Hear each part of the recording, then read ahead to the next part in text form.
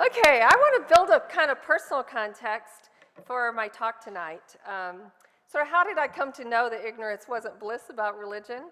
I went to Sunday school when I was a child, but I think it never took. And so when I came to college, I probably would have told you I was a Christian, but I wasn't. And I strayed away pretty fast. I didn't come from a highly educated family, but when I got to college, I sort of was intellectually awakened. I really enjoyed college, like I'm sure most of you are doing. Maybe not tonight, but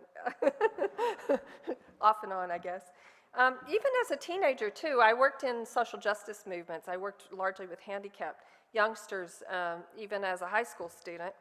And I became increasingly drawn to more and more radical philosophies about social justice and other things. So intellectually, as a professor, I felt my role was to translate these radical intellectual philosophies to my students.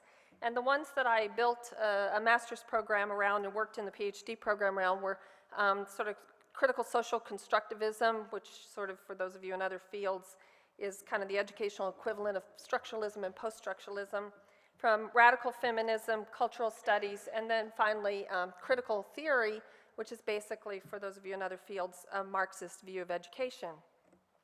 In my personal life, I was adventurous. When I got to the University of Texas, it was kind of like party time. And I was sort of frequently in nightclubs and doing a lot of alcohol, drugs, and, well, I'd say I was personally serially monogamous, maybe, mostly. In my spiritual life, we'll skip over that, right?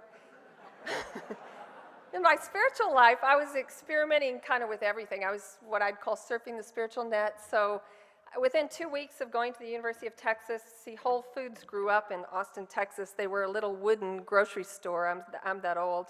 And I was into transcendental meditation from things on their bulletin board within 2 weeks.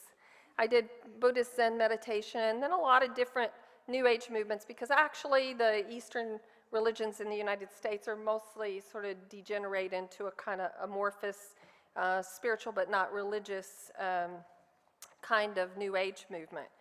In November of 1992, though, I had just become a full tenured professor, kind of the top of the food chain in the university, and I had become that full professor in May, and in November I had this really unshakable dream. I remembered every single detail of this dream, and Jesus figured prominently in the dream. I had had a Native American student who told me that he would like to help me with my spiritual life, which was always irritating because I thought I was doing a lot with my spiritual life. But nevertheless, when I had this dream, I thought Native American spiritual life dreams, and he began to kind of talk to me and counsel me in a way. And so I began in 1993 to sort of secretly and cautiously investigate Christianity.